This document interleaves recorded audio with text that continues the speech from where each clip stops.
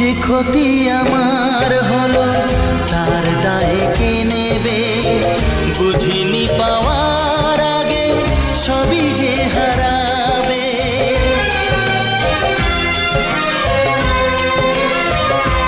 ও যে ক্ষতি আমার হলো তার দায়ে কে নেবে? বুঝিনি পাওয়ার আগে সবই যে হারাবে। শুধু শুধু কেন দিলে মরণের সাথ? ও চাঁদ